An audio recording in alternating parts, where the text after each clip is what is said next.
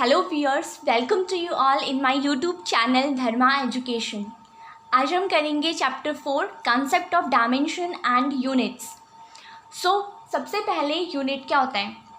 Unit किसी भी quantity को स्टैंडर्ड फॉर्म में बताने के लिए यूज़ की जाती है। फॉर एग्जांपल अगर हम बात करें, मैंने लिखा है यहाँ पे 100।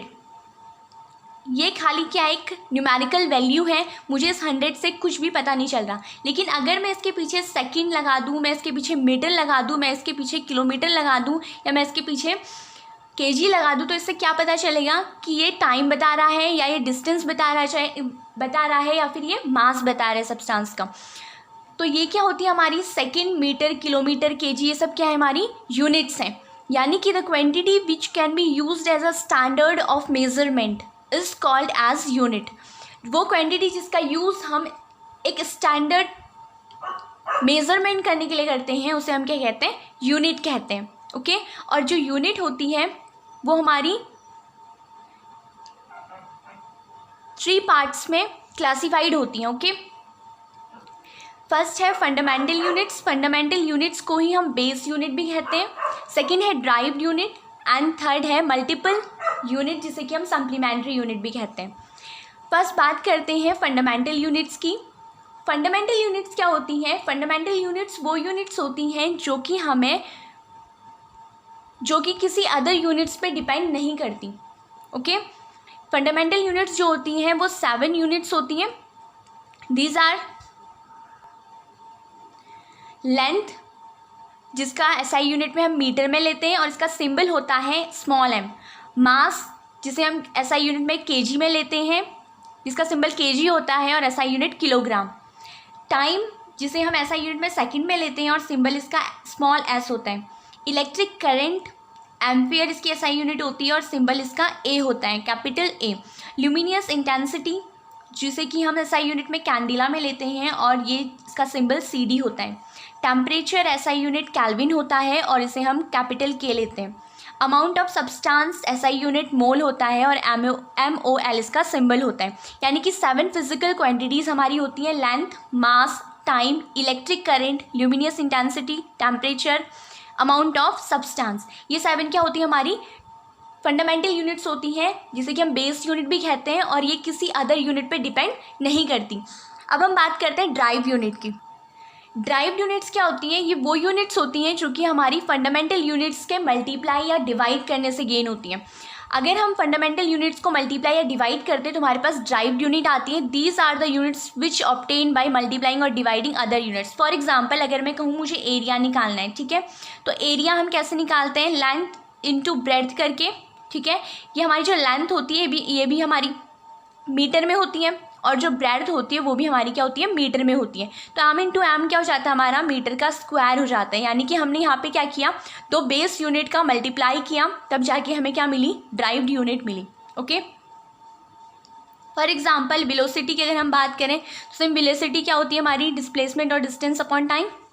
ठीक है, डिस्प्लेसमेंट अपॉन टाइम, यानी कि जो डिस्प्लेसमेंट है उसे हम लेंथ यानी कि मीटर में लेते हैं, और जो टाइम होता है हमारा सेकेंड में लेते हैं। तो यहाँ पे क्या हो जाएगा, मीटर पर सेकेंड। यानी कि ये क्या है, हमारी 2 यूनिट्स को, 2 बेस यूनिट को डिवाइड करने के बाद निकली है ड्राइव यूनिट। तो यही क्या होती है, हमारी ड्राइव्ड यूनिट होती है, जो कि हमारी बेस यूनिट को मल्टीप्लाई या फिर डिवाइड करने से निकलती हैं। नाउ बात करें सप्लीमेंट्री यूनिट या फिर मल्टीपल यूनिट्स की। ये वो यूनिट्स होती हैं जो कि डायमेंशनलेस यूनिट्स होती है, और इनका यूज़ हम ड्राइव यूनिट्स बनाने के लिए ही करते हैं। सो बात करते हैं मल्टीपल या सप्लीमेंट्री यूनिट्स की। तो ये 2 यूनिट होती हैं, 2 सप्लीमेंट्री यूनिट्स होती है। एक होता है प्लेन एंगल और हमारा दूसरा होता है solid angle. Okay, plane angle की अगर हम बात करें तो प्लेन एंगल जो होता है ना, वो हमारे 2 प्लेन या फिर 2 लाइंस के बीच में जो एंगल बनता है, जो हम जनरली हमारे मैथमेटिक्स में यूज़ करते हैं।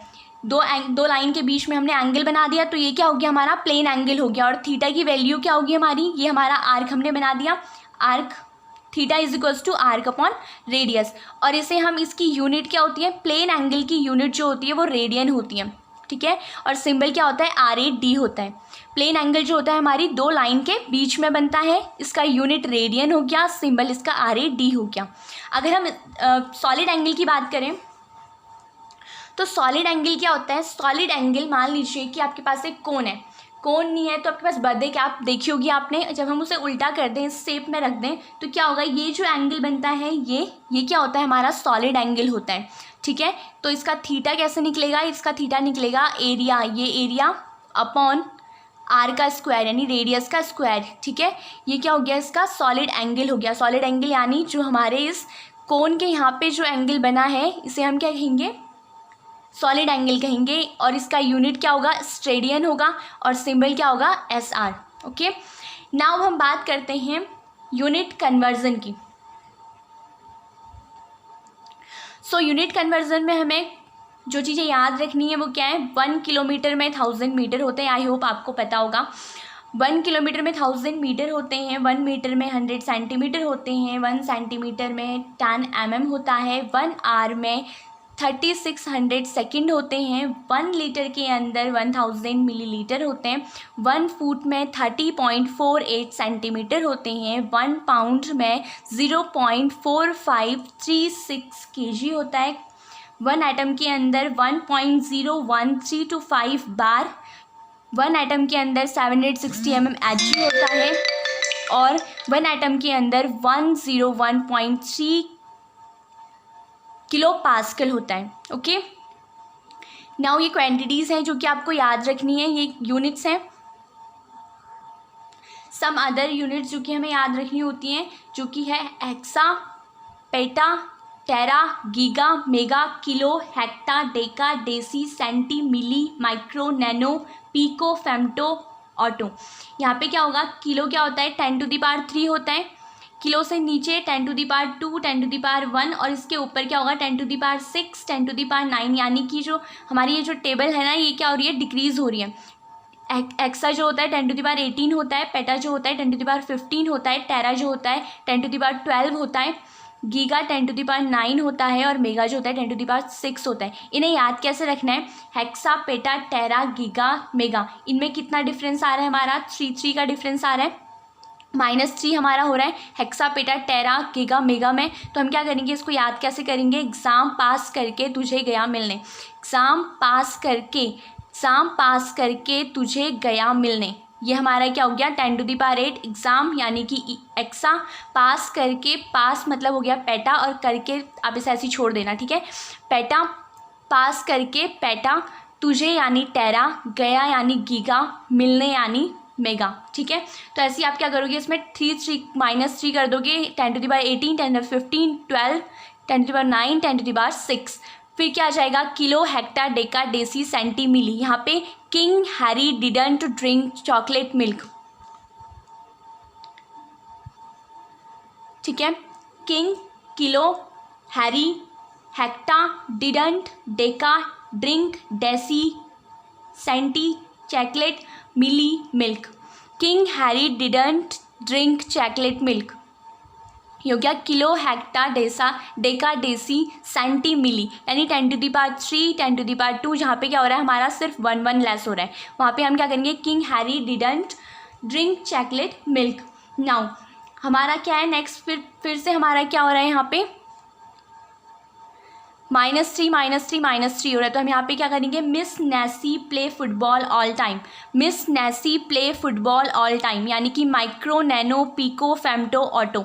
मिस यानी माइक्रो, नैसी यानी नैनो, प्ले यानी पीको, फुटबॉल यानी फेम्टो, और ऑल टाइम यानी ऑटो।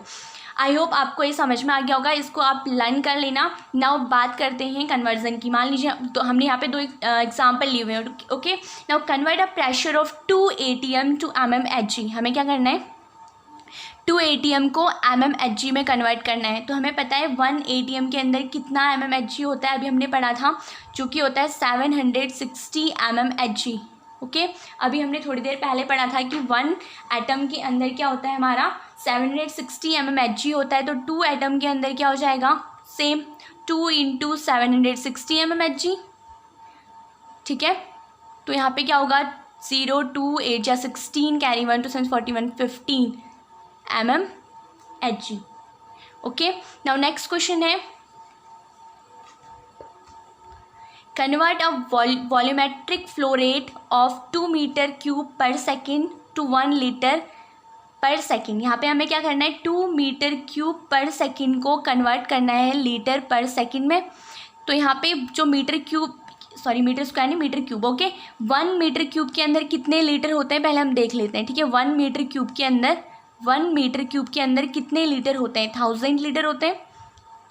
1 मीटर क्यूब के अंदर हमारे 1000 लीटर होते हैं, ओके। तो 1 मीटर, यहाँ पे 1 मीटर क्यूब के अंदर 1000 लीटर हो गए, तो 2 मीटर क्यूब के अंदर क्या हो जाएंगे, 2 मीटर क्यूब के अंदर कितने हो जाएंगे, 2000 लीटर, ठीक है। कितने हो जाएंगे, 2000 litre per second. 2 metre cube upon second, 2000 litre cube upon second. I hope आपको ये समझ में आ गया होगा, जिसमें मैंने आपको unit, classification of unit, conversion of unit बताया है। मिलते हैं नेक्स्ट वीडियो में, जिसमें हम आपको बताएंगे basic chemical calculation, atomic weight, molecular weight, like. Thank you. मिलते हैं नेक्स्ट वीडियो में। Bye bye, take care.